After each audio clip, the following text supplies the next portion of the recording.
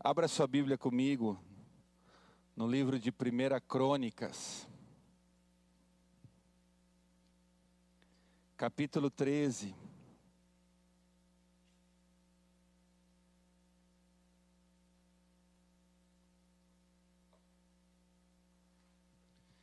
Primeira Crônicas, capítulo 13.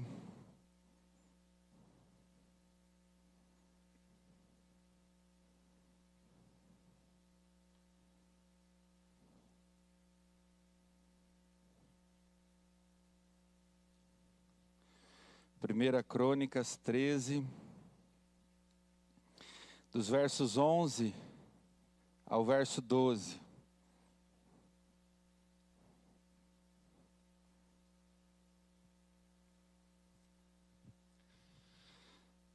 A palavra de Deus diz assim: Davi desgostou-se, porque Jeová tinha ferido a Uzá, e chamou aquele lugar Pérez-Uzá. Não é nome que conserva até o dia de hoje.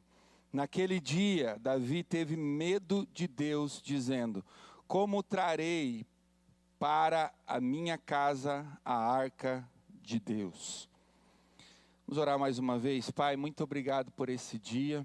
Muito obrigado porque esta é a oportunidade que nós temos de nos expor à Tua palavra, que é a verdade que liberta, que é a verdade que realmente Deus pode nos impulsionar a uma vida de liberdade, que é a verdade que constrange, que é a única verdade, porque Jesus é a única verdade, o caminho, a vida, e nós queremos trilhar pela Tua palavra, que também tem a ver, ó Pai, com a revelação de quem Jesus é, o Verbo encarnado, Deus, e nós queremos realmente chegar nesse lugar de liberdade e desfrutar da plenitude do que Deus já disse que liberaria sobre nós. Nós exaltamos o Teu nome, porque temos convicção de que o Senhor não perde o controle absolutamente de nada. Nós temos convicção de que todas, não somente uma, duas ou algumas, mas todas as coisas cooperam para o bem daqueles que amam ao Senhor e que são chamados segundo o Teu propósito. Nós cremos e nessa hora verbalizamos, ó Pai, a nossa segurança em Ti, a nossa confiança em Ti, a nossa certeza, Pai, de que o Senhor está conosco e nunca deixará de estar, de que o Senhor permanecerá conosco, de que aquilo que o Senhor está fazendo hoje, Pai, tem a ver com aquilo que o Senhor quer liberar amanhã, tem a ver com aquilo que o Senhor já nos disse que aconteceria no nosso futuro. Por isso nós Te exaltamos, por isso nós Te glorificamos, por isso nós damos o louvor a Ti, porque não damos o louvor ao Senhor só quando achamos que as coisas estão realmente favoráveis, mas damos o nosso louvor a Ti em todo tempo nós adoramos a Ti, em todo momento nós adoramos o Teu nome, porque Tu és digno de ser adorado. Por isso nessa hora damos ao Senhor, ó Pai, toda honra, majestade, louvor, senhorio, para todo sempre. Amém. Aleluia. Glória a Deus.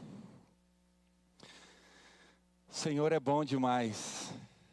Sabe quando você imagina que algumas coisas irão acontecer e de repente não é bem aquilo que acontece?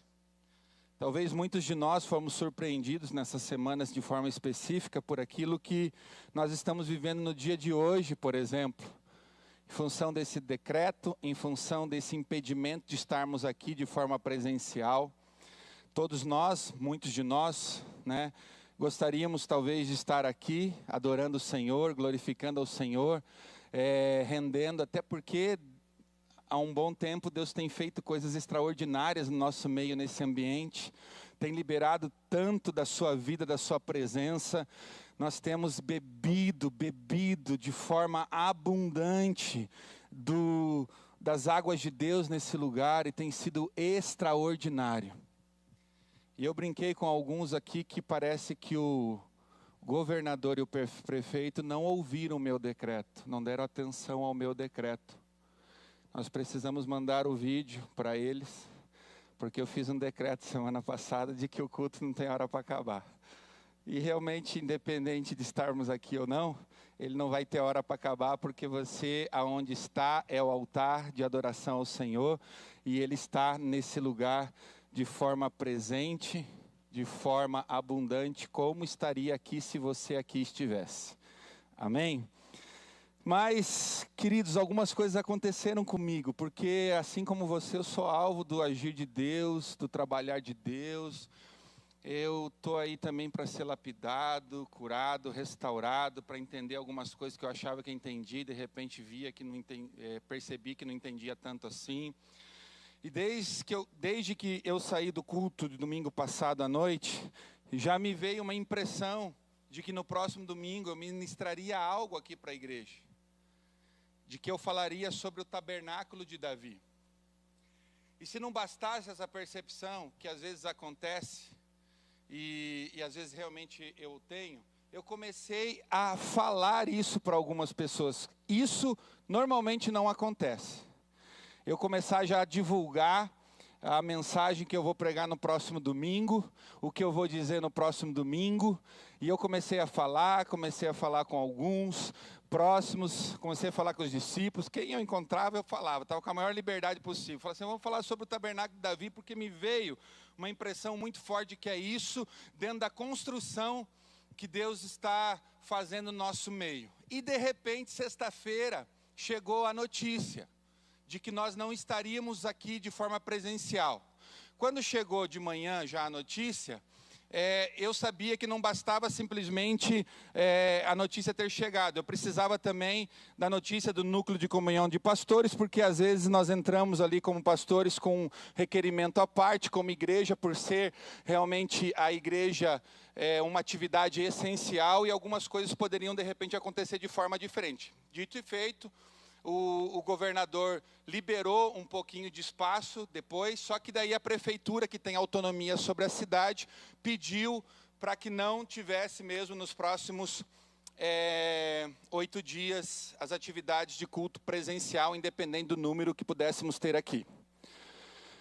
E, queridos, eu confesso que não cabia dentro da minha mente eu falar sobre o tabernáculo de Davi sem ter gente aqui, ou a igreja aqui.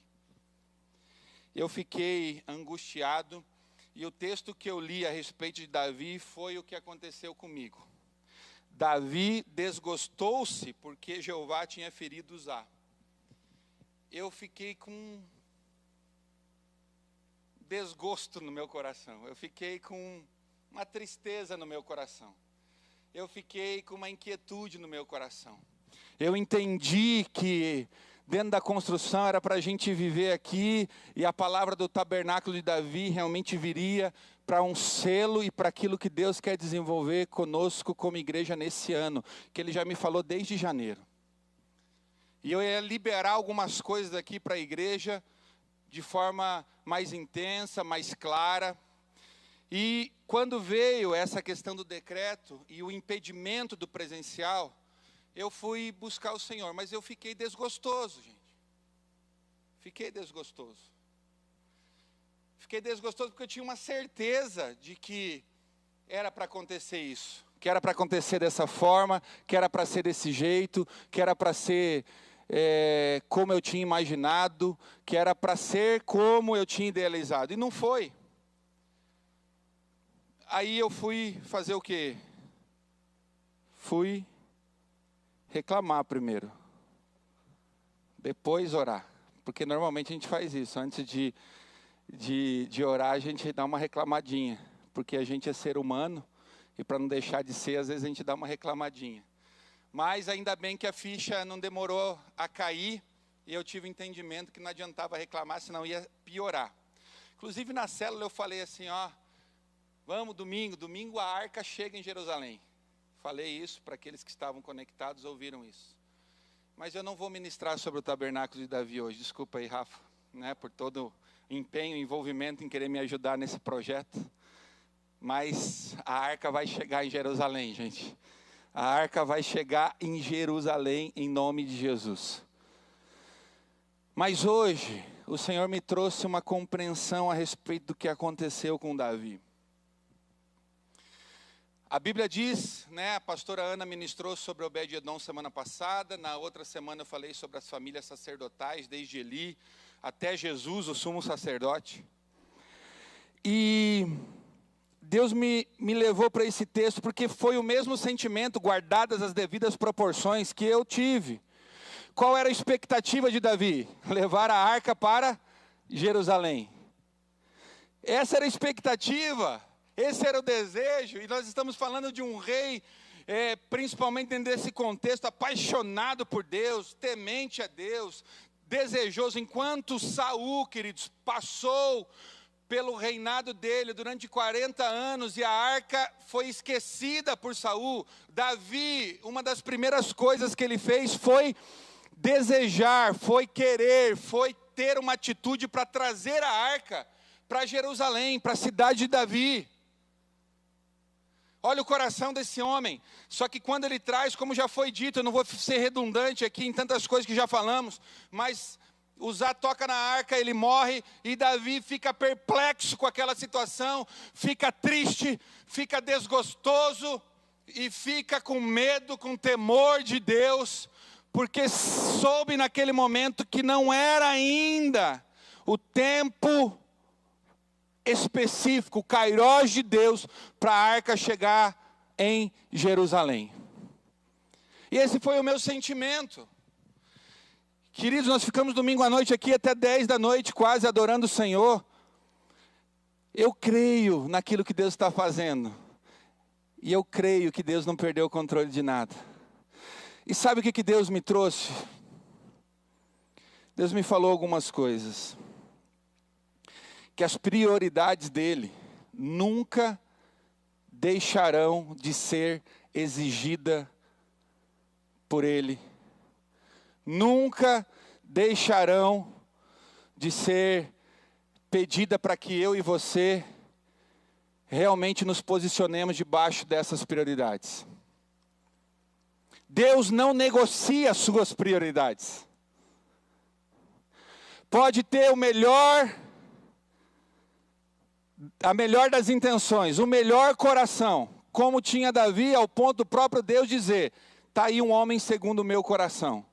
Mas ele não negocia prioridades, ele não negocia valores, enquanto eu e você talvez em muitos momentos podemos negociar pela pressão, pelas circunstâncias, pela escassez, pelo falatório do povo. Deus não negocia, ele é absoluto, o que ele disse tem que ser dito, tem que ser cumprido e ponto. Ele não negocia por uma carinha triste, por uma carinha de gato de botas, ele não negocia os seus valores por eu chorar ou deixar de chorar, ele não negocia os seus princípios por eu gritar, por eu espernear, como às vezes como pais nós fazemos com os nossos filhos quando fazem isso, por exemplo, num supermercado quando quer um doce. Para a gente não parar, para a gente parar de passar vergonha, a gente vai lá e dá o doce para o filho para ele parar de gritar. Deus não, vai ficar gritando aí até entender. E não é porque ele é mau, porque ele é absoluto naquilo que ele disse. Ele é pleno, ele não negocia, gente. E Deus me fez entender algo aqui, que eu creio que é um princípio, que tem a ver com essa construção. Queridos, o que eu vou dizer não é a respeito de uma falta de entendimento, principalmente nosso como igreja. Mas é um alerta, é um insight, é uma percepção que Deus quer. Não se esqueça disso em absoluto. Não negocie isso em momento algum. Não deixe para trás em momento algum, independente daquilo que vocês vão viver lá na frente. Deus me falou algo. Por que a arca parou na casa de Obed-Edom? Eu e você sabemos que a forma como Davi estava levando não era correta. Agora, olha aqui para mim, olha para mim, olha aí para mim. A arca já estava no carro de bois há um bom tempo, até o boi tropeçar. E se o boi não tropeçasse? Ela foi da casa de Abinadab até perto da casa de Obed-Edom, pelo menos. Então, existia uma maneira correta. É claro que Deus usou uma circunstância para ensinar algo, para lhe mostrar algo, para trazer um entendimento a Davi. A forma não era aquela. Mas eu creio que tem um princípio aqui, que ele é poderosíssimo, que eu e você precisamos entender, que é representado por aquilo que aconteceu na caminhada da arca até Jerusalém, que teve que parar na casa de Obed-edom. Deus me falou assim, que dentro da ordem de prioridade, primeiro família, depois cidade. Primeiro família, depois estado. Primeiro família, depois nação. Primeiro família, depois nações da terra. Se nós negociarmos um valor tão absoluto para Deus, nós estamos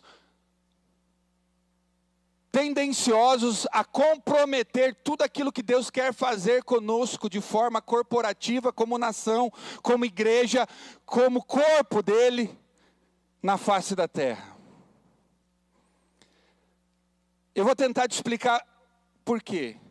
Vamos voltar lá à família sacerdotal de Eli.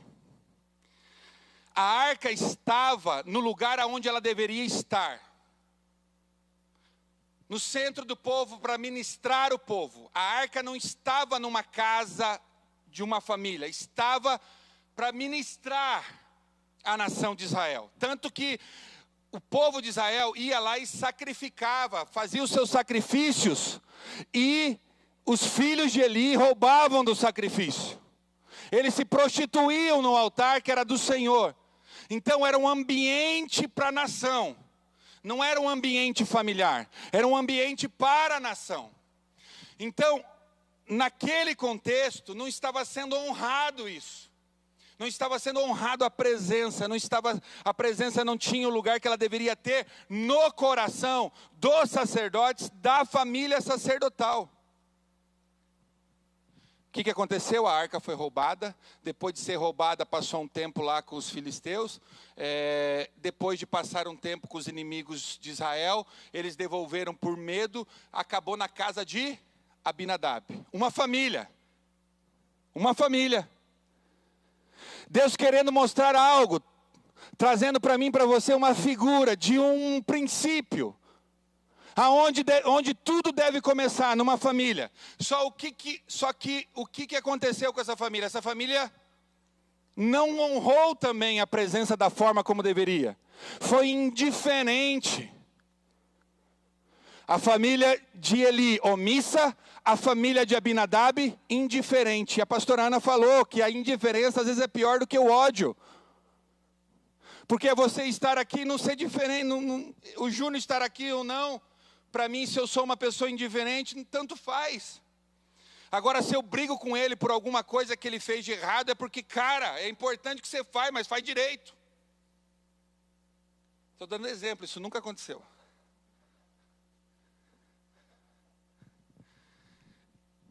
Agora, a indiferença tanto faz. Jimmy e a Thaís vindo para o culto, não vindo. Subir aqui no altar. Estão adorando, estão cantando, a gente precisa. A gente precisa de alguém tocando baixo. A gente precisa de alguém tocando violão. Então assim, se está bem com Deus, se não está. Se está bem com a esposa, se não está. Se está bem com os filhos, se não está. Indiferente. Isso é não se preocupar com as pessoas. Não é se preocupar com as famílias. Foi a família de Abinadab. A família de Eli, ela foi pior. Porque ele foi indiferente, mas ele foi omisso. Porque ele sabia. O povo falava e denunciava as coisas que os filhos faziam. E não fazia nada. Abinadab, não, só estamos aqui guardando a arca. E vai e vem, come, deita, dorme. E a arca ali. Não recebendo aquilo que deveria receber, a presença de Deus, a adoração. Adoração. Aí, a arca é levada pelo rei mais apaixonado por Deus que existiu na nação de Israel. Pelo cara mais apaixonado por Deus, pelo menos pelos relatos bíblicos que eu e você conhecemos. Davi, um homem segundo o coração de Deus. O que há no coração de Deus? Paixão, paixão pelas almas, paixão pelo perdido, ao ponto de dar seu próprio filho por amor ao perdido. Paixão. Ele vai resgatar, e era propósito, e Deus não falou que não deveria fazer isso. Eu fico imaginando, meu Deus, eu fico imaginando Deus sentado no trono, olha lá Davi, meu, que cara apaixonado. Eu fico, sabe aquele orgulho santo do pai? Que ele vê o filho, meu Deus, fazendo isso por mim, pela minha presença. Só que Deus não negocia prioridades, eu preciso ensinar algo.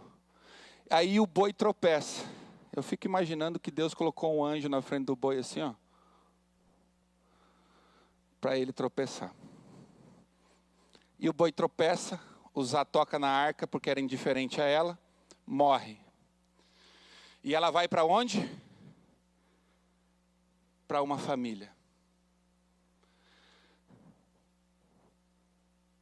A de Abinadab foi indiferente. Precisava de uma família que honrasse a Deus. Por quê?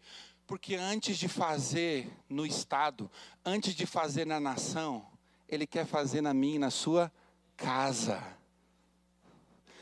Ele quer fazer na minha e na sua família.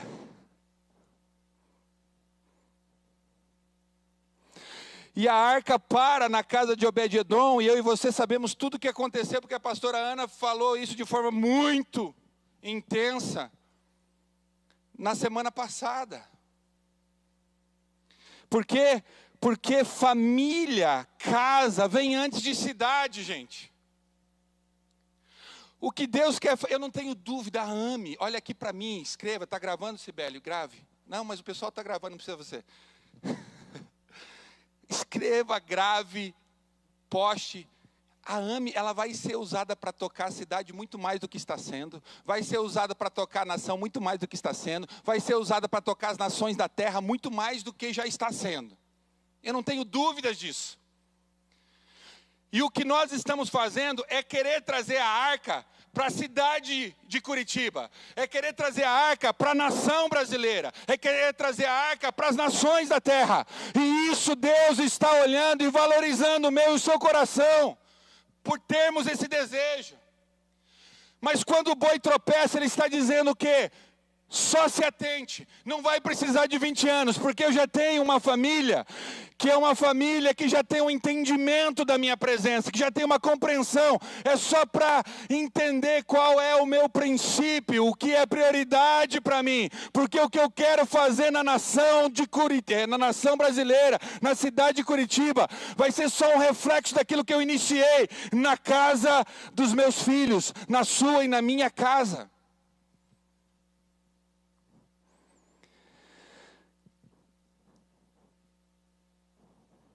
Queridos,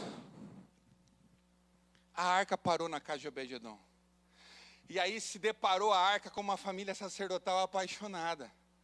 Uma família sacerdotal reverente. Uma família sacerdotal que não banalizou a presença. E tudo aquilo que eu e você ouvimos. E o que aconteceu? A casa de Obed-edom era um reflexo daquilo que Deus potencializaria na nação de Israel. Era um reflexo. 4, 5, 6 adoradores ali, 2 adoradores ali diante da arca. Deus iria potencializar isso na nação de Israel. Mas tudo começa onde? Em casa. Queridos, quando o Salmo 127, 1 diz assim: se o Senhor não edificar a casa, em vão trabalham os que a edificam. Se o Senhor não proteger a cidade, em vão vigia a sentinela. Ordem de prioridade. Casa, depois cidade. Casa, depois nação. Casa, depois nações da terra. Deus está aqui estabelecendo uma ordem de prioridade. Por quê? Porque se nós comprometermos a casa, automaticamente em algum momento comprometeremos a nação. Então Deus quer trazer esse despertamento. E quando eu fiquei desgostoso, eu olhei para esse texto e falei assim: por que parou na casa de Obed-edom? Se era projeto de Deus levar para Jerusalém. Porque na de Abinadab você não viu bênção de Deus. Na de Eli você viu juízo. Na dos inimigos de Deus você viu juízo. Mas o nosso Deus é um Deus amoroso. Ele queria mostrar a sua face e tudo começa na minha e na sua casa. Ele queria mostrar o seu amor e tudo começa na minha e na sua família. Então, o pit stop, a paradinha na casa de Obed-edom, é para estabelecer um princípio à nação de Israel. Tudo começa no nosso lar. A bênção de Deus, o fluir, a glória de Deus começa na nossa casa. A reverência, o temor, a adoração, tudo começa no nosso lar. É nesse ambiente que nós precisamos adorar ao Senhor. É nesse ambiente aonde os holofotes eles não existem, aonde as câmeras não existem, aonde o público não está. Porque a Bíblia diz que aquilo que eu e você fazemos no secreto será recompensado por Deus.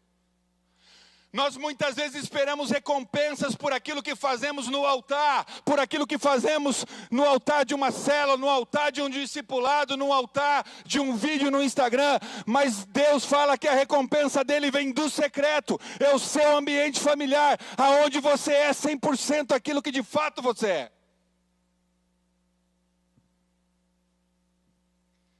Tudo começa na nossa casa.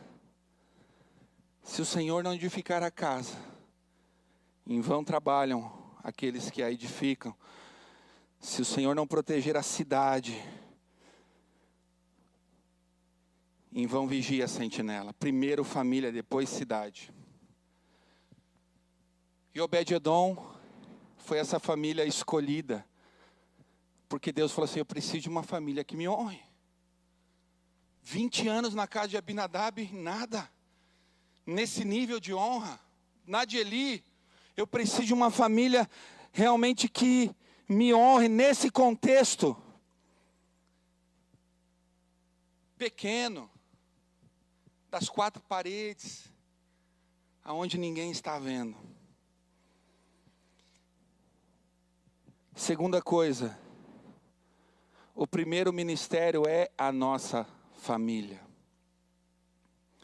Queridos, Deus está levantando sacerdotes, Deus está levantando homens e mulheres, reis e sacerdotes na nossa nação, na nossa igreja. Muitos outros serão levantados, muitos outros serão estabelecidos. Mas o primeiro ministério é a nossa casa. A Bíblia diz aqui no versículo 14, a arca de Deus ficou 3 meses com a família de Obed-edom em sua casa, e Jeová o abençoou a casa de Obed-edom e tudo quanto tinha. O primeiro ministério de Obed-edom foi a sua casa. Ele foi sacerdote primeiramente para a sua família. Onde você é aprovado para o seu ofício ministerial? Na família. E olha que essa aprovação é muito mais do que pelo pastor, do que pelo líder, é pelo Senhor, porque é Ele quem vê lá no secreto. É Ele quem vê. O pastor pode errar, líder pode errar, mas o Senhor não erra, porque Ele vê. E às vezes percepções que Ele vai trazendo para os líderes, queridos, não é porque o líder viu alguma coisa, não é porque o líder soube de alguma coisa, é porque as coisas aconteceram no secreto e o Espírito Santo vem e denuncia, no bom sentido. O Espírito Santo vem e fala no bom sentido. É o X9 celestial. Ele vem e diz, está aqui. Às vezes pode ter algo que o homem fez e não ouviu Deus, e também pode ser. Mas a Bíblia diz que toda autoridade é instituída por Deus. Mas nós não podemos perder o temor de que o nosso primeiro ministério é lá. Olha aqui para mim, se eu não conseguir alcançar o coração do meu filho, eu comprometi o alcance dos corações das ovelhas que Deus me confiar, ou me confiou. Se em algum momento aquilo que eu estou dizendo ao meu filho não tem surtido efeito, tem sido banalizado, tem sido ridicularizado, eu estou comprometido no ofício sacerdotal que Deus me deu também para com a casa dele. Na ministração que Deus me deu, a oportunidade de ministrar a igreja que Deus me deu. A Bíblia diz em 1 Timóteo, se um homem não sabe governar a sua casa, como cuidará da igreja de Deus? Timóteo também diz, se alguém não cuida dos seus, especialmente dos da família, tem negado a fé e é pior do que o incrédulo. Olha aqui, Obed-edom foi ali na sua casa o sacerdote. Ele reverenciou a presença, isso ficou evidente para a sua família. A casa dele foi abençoada, o reflexo da vida de Deus foi manifestado na casa dele, os frutos apareceram. E o que aconteceu? Aí depois ele foi para o ofício. Depois ele foi convocado para ser o quê? Porteiro. A pastora Ana falou semana passada. Para ser porteiro, para ser músico, guardião da arca, ministro da adoração, tesoureiro do tesouro do santuário. Mas aonde começou tudo isso? Em casa. Começou no secreto. E olha aqui para mim, presta atenção. Não foi só ele, Obed-edom. Foram seus filhos e seus netos. Porque quando a prioridade não é invertida, queridos, a nossa genealogia vem junto a um legado espiritual. Eu acredito que há um legado espiritual para todo filho de pastor, mas há um legado espiritual para todo filho de cristão. Há um legado espiritual. Não acredito em predestinação, mas há um legado espiritual. Já está no gene. Está ali, é para ser um adorador, vai esbarrar na escolha dele em algum momento? Sim, como esbarrou na minha, aos 18 anos de idade, eu desisti. Mas estava aqui dentro, precisava brotar. Mas olha aqui, Obed-edom levou a sua casa inteira para o ministério. Não só ele, foi o porteiro, seus filhos. Se você olhar lá o texto de 1 Crônicas 26, de 1 a 8, você vai ver que todos trabalharam ali no templo, na tenda. Cuidaram da presença. Por quê? Porque eles aprenderam tudo dentro de casa, porque tudo começou dentro de casa. Agora, quando a gente negocia o nosso lar, o nosso secreto, e aqui não negocia, tem alguma coisa errada, querido. Tem alguma coisa disfuncional em mim e em você.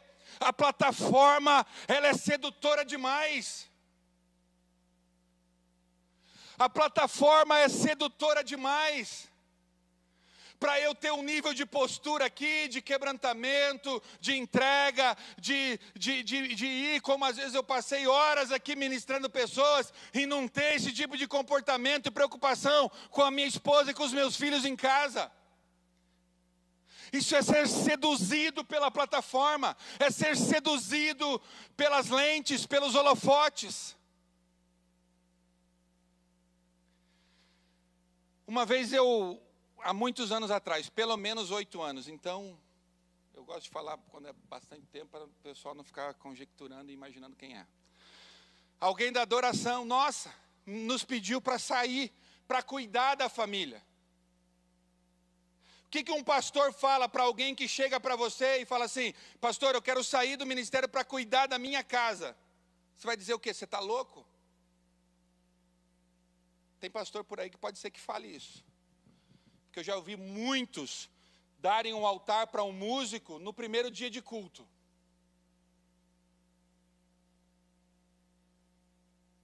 Quando que eu falaria que não? Mas sabe quando você tem um discernimento? Que não é por causa da família. É porque não queria consertar a família. E aqui é muita exposição. Em algum momento veio um medo, porque não é temor, porque o temor leva a gente a consertar, querido. Eu não estou falando de perfeição aqui no altar. Se tem alguém aqui que é vulnerável nesse altar e sem sombra de dúvida, começa comigo, sou eu. Começa com a Ana Paula, minha esposa, começa com os preletores desse altar, porque eu entendi que vulnerabilidade deve ser mostrada, querido, porque nós não somos super-homens. Não estamos falando de perfeição, mas eu não posso, queridos, deixar o altar por medo de ser fulminado, mas não consertar a minha casa. E dito e feito, o que aconteceu 2, 3, 4 meses depois? Estavam separando. Se o objetivo era sair para consertar, eu vou gastar meu tempo integral agora com a minha família. Cadê o conserto? Não teve, porque não há humildade. A mesma humildade que me leva a chorar aqui no altar, é a mesma humildade que me faz sentar com a minha esposa, dobrar os meus joelhos com a minha esposa e chorar por conserto, por perdão, por arrependimento. Chorar pelos filhos que estão desviados, pelos filhos que estão apáticos, pelos filhos que estão indiferentes. Agora tem momentos que sim, o altar precisa ser preservado, querido. O que aconteceu, por exemplo, com os filhos de Eli, não poderia acontecer. A gente saber que tem alguém em prostituição, porque só está em prostituição alguém no altar, porque a gente não sabe.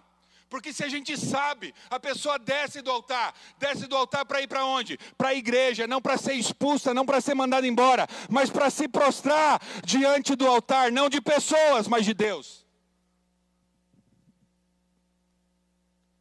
Por quê? Porque é o lugar do arrependimento. É o lugar do quebrantamento. Agora, ao contrário do que aconteceu com Eli, Obed-edom valorizou a presença. E qual foi a consequência? Uma dinastia diante da arca do Senhor. Filhos diante da presença de Deus.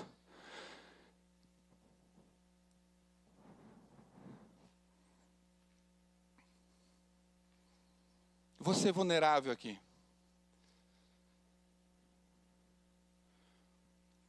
Quando o meu filho mais velho começou a chegar perto dos 18 anos, eu comecei a ficar com uma inquietação muito grande. Meu filho mais velho, com 17 anos, comparado ao Marcelo, 17 anos, sério, era um querumbim da guarda. Comparado aqui, tá? Mas eu percebi que eu já posso falar porque eu já falei isso para ele, está em processo terapêutico. Uma inquietação. Sabe quando você fica, parece que você está preocupado com coisa que não está existindo? Quando você está preocupado com coisa que não está acontecendo, que você está fazendo o que precisa fazer, você está tentando alcançar o coração dia após dia, lidando com as situações outras, mas uma inquietação ao ponto de eu começar a ter atitudes assim, ríspidas, tipo assim, como, tal, isso, exigindo coisas a mais do que deveria exigir. E sabe o que foi revelado a mim? Que era o medo de acontecer com ele aquilo que aconteceu com o Marcelo de 17 anos. E que eu estava com medo. Estava tentando na força do braço impedir qualquer sinal que nem existia, nem pequena nuvem existia, de acontecer alguma coisa. Na força do braço querer produzir, por quê? Porque o Marcelo, de 17 anos para 18, desviou. E queridos, nesse momento eu compreendi o coração dos meus pais. Eu compreendi as vezes que eu via minha mãe na sala, no canto do quarto, chorando. Que eu chegava e de repente me deparava com ela, as lágrimas, e eu perguntava o que era. Ela falava, não, nada. Mas eu sabia que era por causa de mim.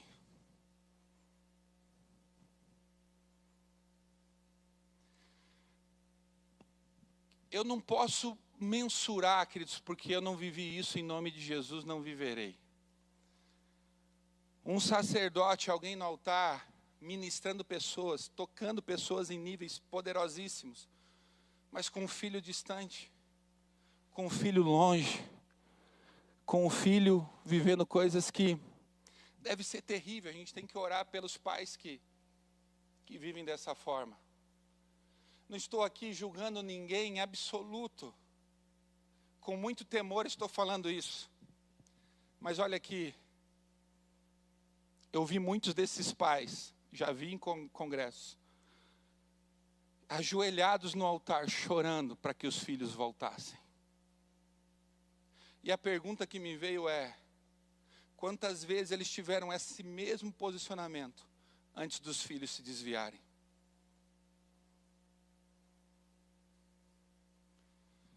É claro que Deus vai ver e ouvir. É claro que Deus vai, porque Deus é misericordioso e muitos voltam como o filho pródigo. Mas passar por esse processo de dor, se ele pode ser evitado, ou se a gente pode deixar Deus fazer coisas que talvez não estamos permitindo Ele fazer. Casais prostrados, já vi algumas vezes, clamando por restauração. Clamando por restauração.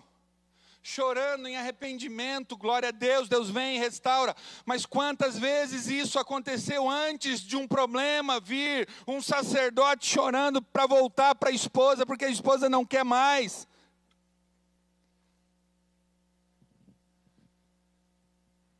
A gente precisa chorar profilaticamente, para não ter que chorar posteriormente. Eu creio que Deus está alinhando as nossas vidas, queridos. A arca vai chegar em Jerusalém. E eu não tenho dúvida que as nações da terra serão tocadas por aquilo que Deus vai fazer nas nossas vidas.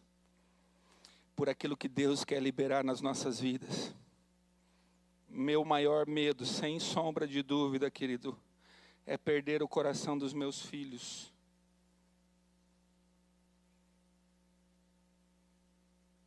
É de repente, estar indiferente não é a presença só, é indiferente a indiferença dos nossos filhos. Achar que está tudo bem. Queridos, nós temos filhos maravilhosos, glória a Deus, eles estão sendo tocados pelo poder de Deus de forma intensa. Glória a Deus, o que aconteceu nos adolescentes aqui, todos voltarem para casa jubilosos, porque viram uma cura, glória a Deus, aconteceu no ambiente deles. Glória a Deus. Mas nós pais não podemos entrar numa indiferença, queridos. Achar que está tudo bem. A gente precisa ter certeza de que o coração, sabe quando a gente sabe que o coração está ali com a gente? Quando o filho vem e confessa falta, quando o filho vem e confessa pecado, quando o filho vem e confessa tentação, quando o filho vem e tem liberdade de falar assim, me ajuda porque eu estou com dificuldade nisso. Agora, quando isso não acontece, aparentemente pode ser que está tudo bem, em nome de Jesus que seja. Mas muitas vezes é o medo de contar, é o medo de verbalizar por causa daquilo que pode acontecer, ou é a falta de temor, porque já está contaminado o coração por algumas coisas.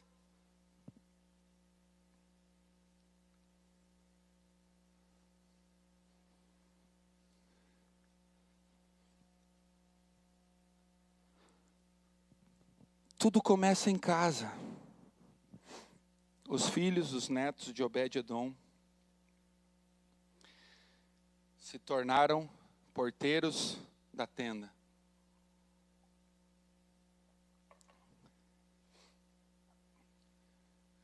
A gente vai vir para o culto celebrar, querido. Vai. É 8 dias. Depois pode ser 15. Em nome de Jesus que não seja mais, é o meu desejo. Esse é o meu desejo, que não seja mais. Que em vez de 240, possamos colocar novamente 400, 500 cadeiras aqui. E que as 500 não suportem. E a gente precise ir para 3 cultos, para 4 cultos. E que os 4 cultos não suportem e a gente precise sair para um outro lugar maior. Tudo isso está no meu coração. E eu creio que tudo isso é desejo de Deus.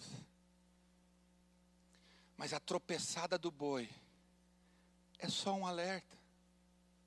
continue, o propósito é Jerusalém. Davi, vai chegar lá. Davi, vai chegar lá, eu vejo teu coração. Eu sei o que está no seu coração, vai chegar lá. Mas só um pit stop aqui, só para um entendimento que eu quero que vocês tenham. Que eu quero que a nação tenha. Que eu quero que o povo de Israel tenha.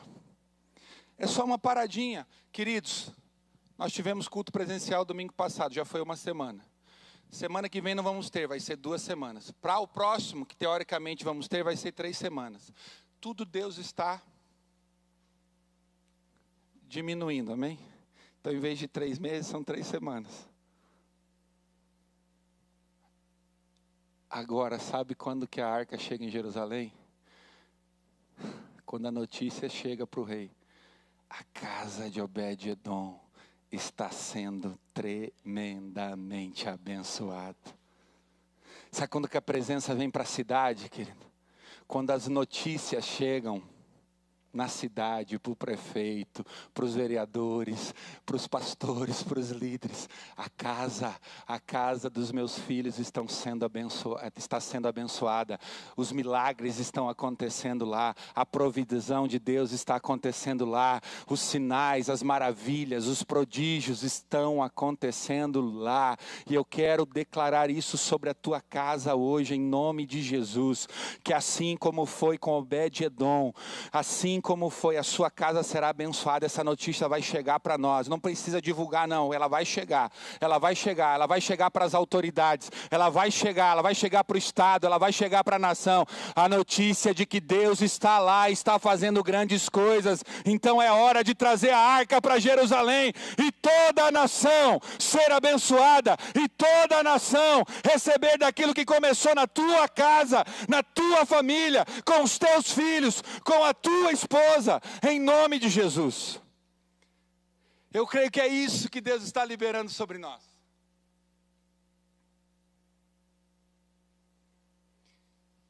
Não é dizendo que não está acontecendo, não é dizendo que é uma porcaria, nada disso. É só uma tropeçadinha. É só um pit stop pequenininho. Só para dar uma paradinha e falar assim, ó. Aqui, olha no olho do teu filho agora. Olha no olho da tua esposa agora. Deixa o rio de Deus fluir. Deixa a glória de Deus fluir. Deixa a presença de Deus fluir. É isso que Deus está fazendo nesse tempo. E aí aquele meu coração de desgosto, ele simplesmente se foi. Pela convicção do que Deus está fazendo nas nossas vidas nesses dias. Queridos, quando a gente vier com as nossas famílias, como Obed-edom veio, isso aqui vai ser para frente, mas vou dar um spoiler. Quando vier, é Obed-edom com a família. Meu Deus, o que vai ser esse ajuntamento, gente? A gente não vem para o culto para recarregar. Olha aqui, vamos mudar isso. A gente vem para o culto para descarregar. Descarregar adoração, descarregar louvor, descarregar prostração, quebrantamento, descarregar aquilo que nós já temos recebido da parte dele, porque tudo construímos lá no secreto. E aí, gente, não tem como a nuvem não estar entre nós, não tem como a cidade não ser tomada, não tem como os hospitais não serem tomados, os ambientes hospitalares não serem tomados, em nome de Jesus. Nós já, porque está acontecendo na nossa casa, liberamos isso sobre os hospitais, sobre as enfermarias, sobre as UTIs, em nome de Jesus, em nome de Jesus.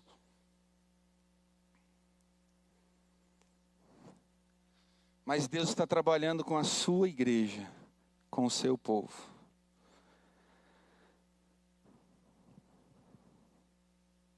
Eu vou terminar essa palavra, os músicos não precisam subir. Sabe por quê? Porque Deus me falou para terminar esse culto no YouTube. Mas você ter pelo menos mais um tempinho aí com a sua família. Você com a sua família. Você com os seus filhos. Você com a sua casa. O culto,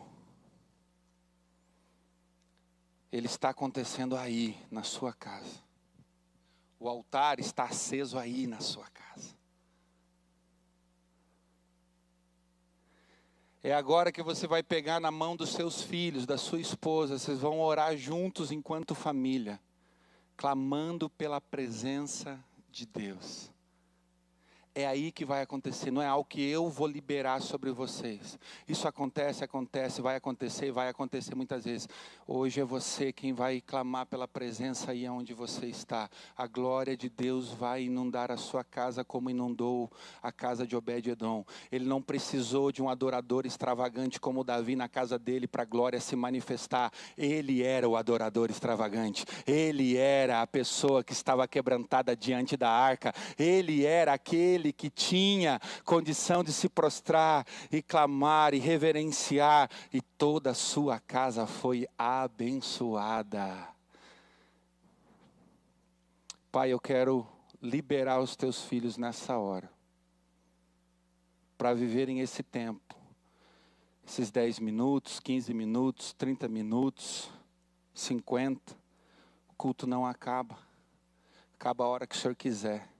Ele não depende do templo, não depende de um pastor, não depende de uma banda para acabar. A única coisa que precisa é um coração rendido. E os teus filhos têm, essas famílias têm. E eu quero declarar isso sobre a vida deles agora, em nome de Jesus. Amém.